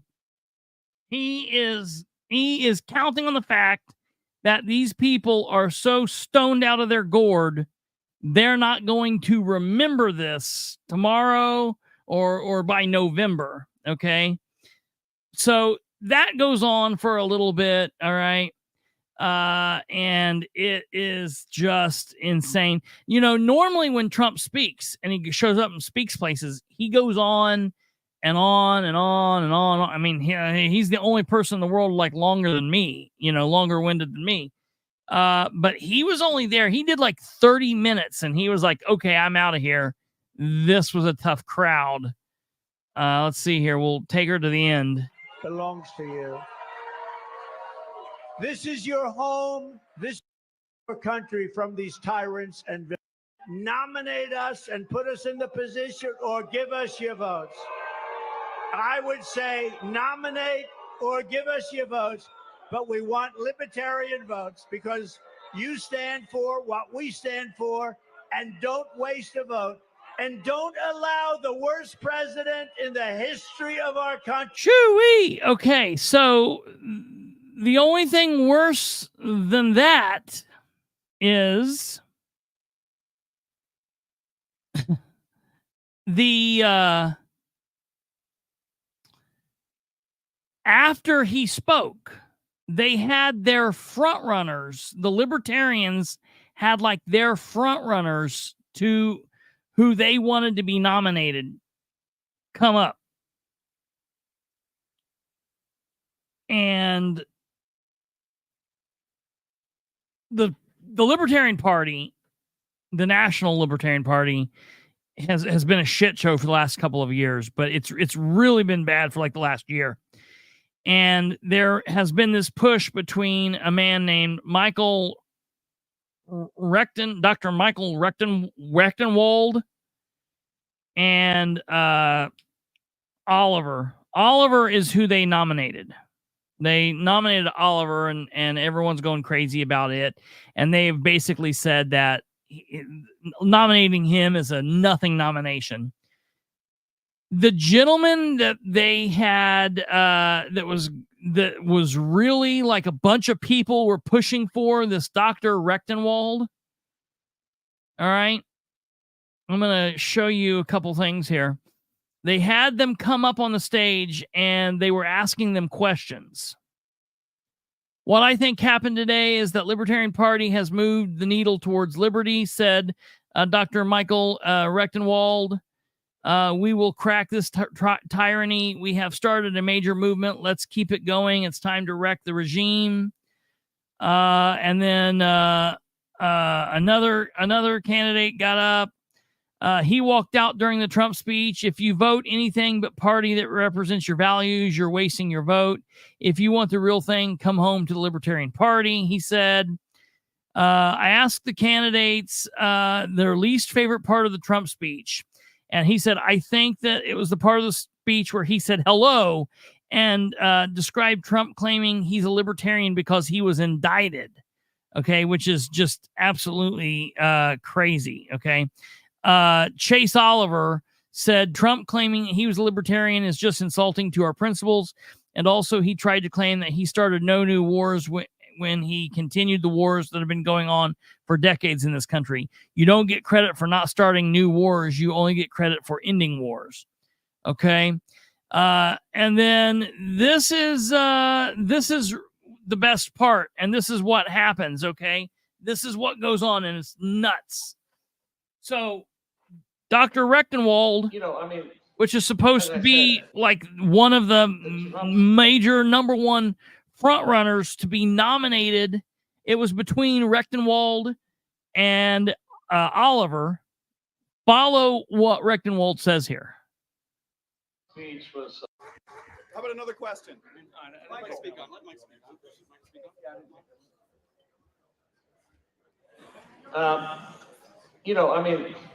As I said, the Trump speech was so buffoonish and so forth that I couldn't take it that seriously. And I assume many of you did not either, except for the fact of the policies and outrageous criminality that his administration perpetrated. So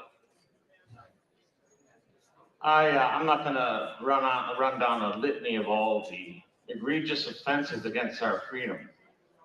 How high are you? Not high enough.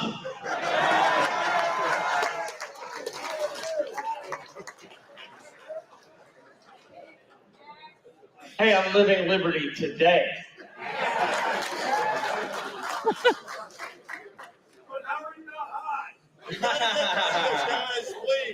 Would you be? Thank you. Okay. No, listen, this is liberty itself. We are embodying it. This is what we must do. You notice he seems like he's a little inebriated. We must beam liberty. I don't know if you've ever heard the guy speak before, but he's way off. We must be magnetic in All our right, keep that in mind. libertarianism. We must be forceful, but also gentle. He seems, a couple of people were like, is he having a stroke? Because he seems way off. All right, keep that in mind. And also very compassionate and welcoming to people into this fold.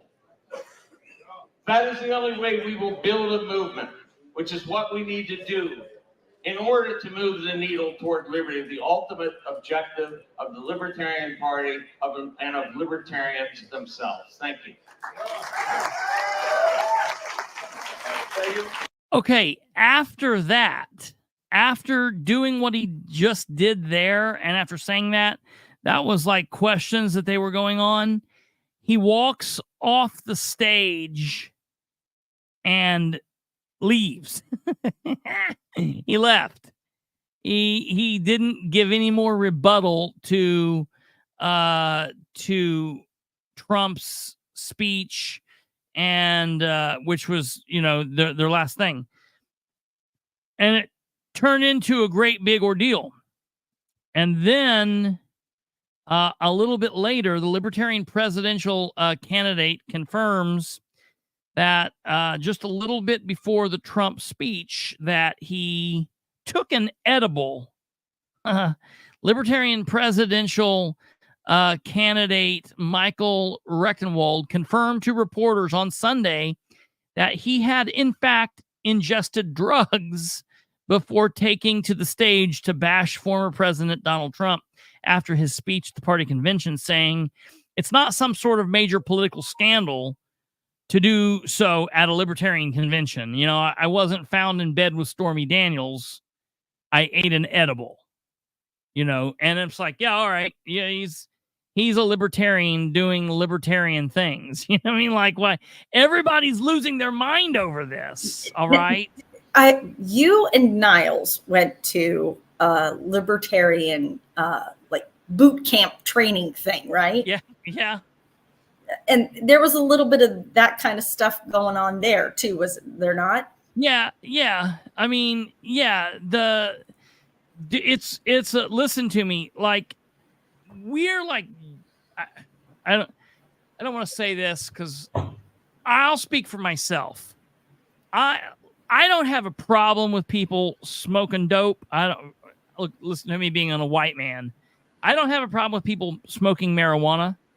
I don't have a problem with what you do, period. If you're doing it on your own and you're not hurting anybody, have at it. Rock and roll. Psychonaut, do what you got to do.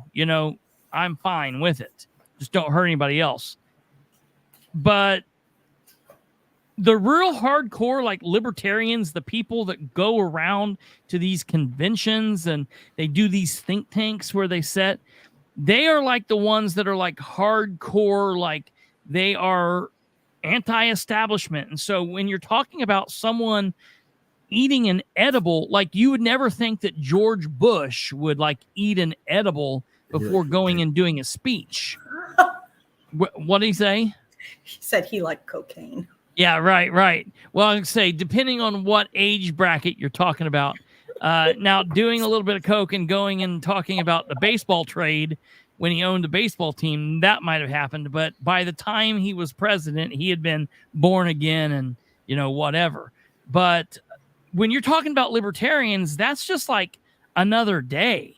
They're like, oh, it's 3:30. We're getting high. And they're like, we're at a convention. And he's like, yeah, but if it was just a regular Saturday, I'd be at home getting high. So what does it matter? I don't find it to be this big ordeal. It's just libertarians doing what libertarians do. I don't care. But Kate is exactly right. We went to this, Niles and I went to this candidate boot camp thing. And I remember if Niles, I don't know if he remembers this as well, but calling Kate on the way back from this thing and saying, Kate, you know what you ought to do? You ought to run as a libertarian candidate. And she's like, oh, no, I would never do that. You remember telling me that? Remember telling me that? I think it's so funny. I think about that all the time. That's hilarious. Anyways, to me, it's just libertarians doing what libertarians do. A guy that I follow, a friend of mine, Chris Spangle, he works for the Bob and Tom show. Oh, here's Niles. What's up? It's not just libertarians. I mean, Mitch McConnell, they call him Cocaine Mitch. Right. Hell, half the people in Congress look like they're high when they're in session. Right. I mean, Nancy Pelosi drank so much alcohol during her career, she can't even talk now. And she looks bad. Oh, yeah. Yeah. I mean, The libertarians at least do it in the open. Yeah, that's the only difference. Libertarians admit it. Yeah, they're not like getting all, they're not all butthurt about it, and everybody else is, but I'm like, why? Your people are doing it too. These people are just being honest about it. Very honest. They're not going out and giving a speech to a bunch of Christians, and then 2 hours later they're in a hotel room with an underage hooker doing coke off her ass. Right. That's exactly right. They're true about who they are. Well, and that's what I was going to say. That's what this Chris Spangle he wrote, because Chris Spangle was real big. He's got a podcast called We Are Libertarians, and he was really big in the state Libertarian Party for a very long time. And then he kind of bowed out of it, and he wrote this thing. I don't know if you guys will be able to see this, but I put it up on the screen. He says, I've been living in normie land for the last 5 years and haven't been involved in the Libertarian Party. I love weirdos, and I am fascinated by the libertarian culture, which attracts a lot of people living a lifestyle that Chris says I wouldn't. I worked in it from 2007 to 2018, and then I took a step back. When I dip my toes back in it, I love it. I'm now always around very professional people who do and say the right things, and that's not the type of people I spent the first 15 years of my career around. Being a misfit, especially to powerful person, is the very essence of a person in the Libertarian Party. Doing the wrong thing is why they joined the party. If they wanted to abide by social norms and generally accepted ways of thinking, they would choose power and money in one of the other parties. Trying to push out people and things like Adam Cookish and Starchild, James Weeks, the dildo waving by the Radical Caucus to signal how to vote, the drugs and sex that happens behind the scenes, and the general weirdness that happens in that culture will never work because it's in the DNA of the party.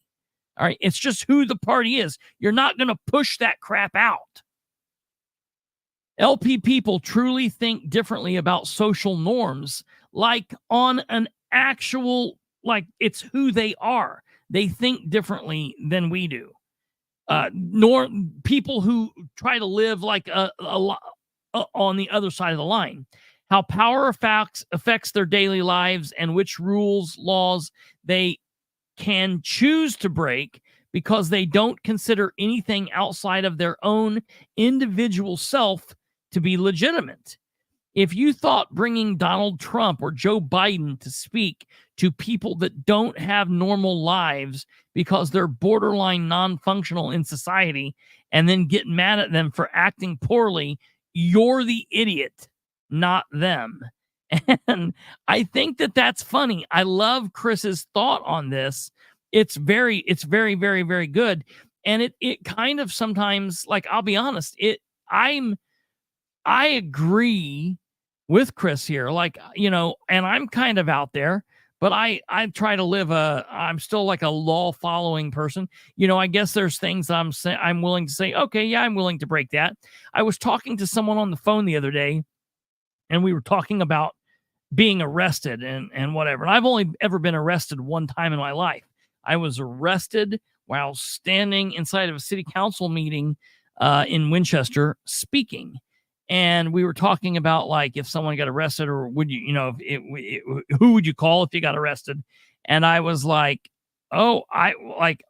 listen, the only way I'm going to ever be arrested the rest of my life is politically tied. Like, I don't say, oh, I'm never going to, there's people out there that's like, I'll never be arrested. And they can say that and mean that. I don't say that. I don't say that.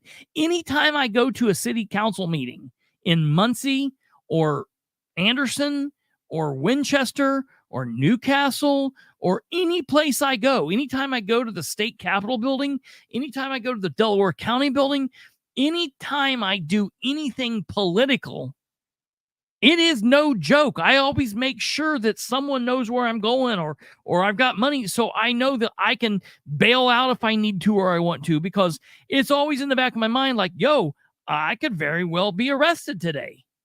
And I'm okay with that because I'm fine for being arrested in a political arrest if it's something that I feel I am fighting for the cause of. I am not going to step away and bow out of that. I'm going to act the way I act. To some people, it might not make sense to stand in a room where there are civilized people sitting around and yell, I'm not going to leave. You can't stop me from talking. That might not be civil to all people. People might not see that as normal. To me, that's just another Tuesday night. You know what I mean? Like rock and roll. Let's get it on. You know, I went to the Gaston Town Board meeting back in like 2018, and I was standing in there yelling at this old crazy lady, Tanya something. I can't remember what her last name was. Tanya, and she kept telling the cop, there were two cops there, and she kept looking at them and pointing at them, take him out of here. And they were looking at me, and they looked at her, and they were going, we ain't doing it. We're not doing it. One of them says, didn't you hear what they just did to that guy in Winchester? I said, I am that guy in Winchester. And she shut up and sat down, and I finished talking. I'm like, all right, look, I won. You know, at that point, like, they got nothing on me. I can do whatever I want in here. And so that's like kind of where I'm at with that. But that being said, I do have, you know, so I'm cool with libertarian being freaks and weirdos. That being said, I do have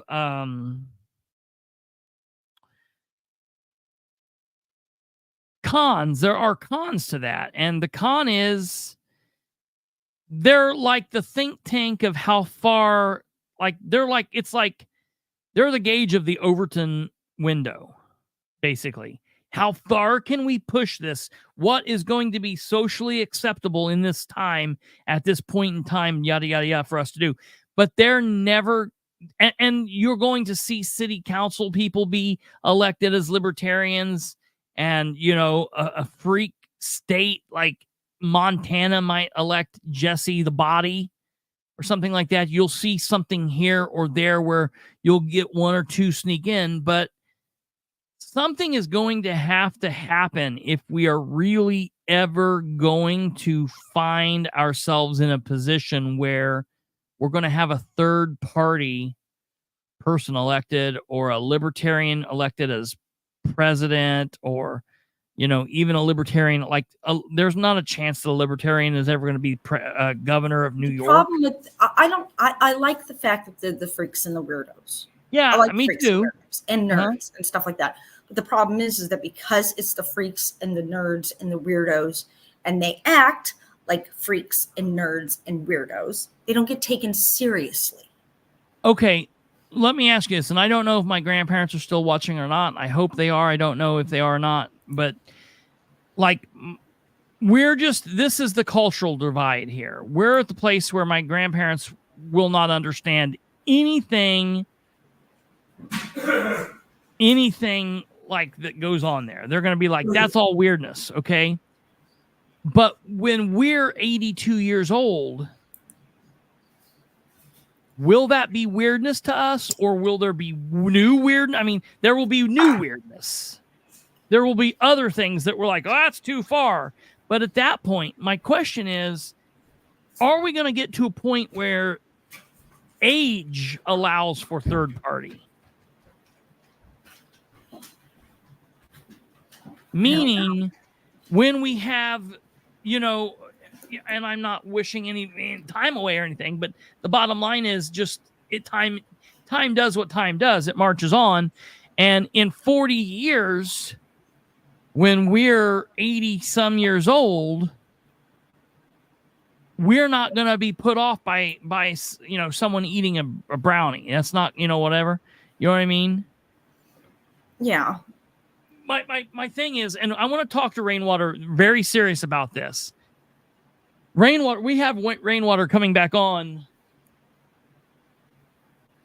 June 6th, just like next week, like 2 weeks from now, June 6th.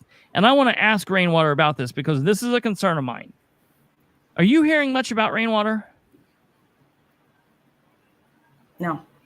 I'm not like I'd either. want to. What? Not like I'd like to be. My fear with that is I hope he's going to be running against Braun and Julie McGuire, and we know that they were willing to throw $900,000 at Julie McGuire in a primary to beat John Jacob. That was the Republican Party.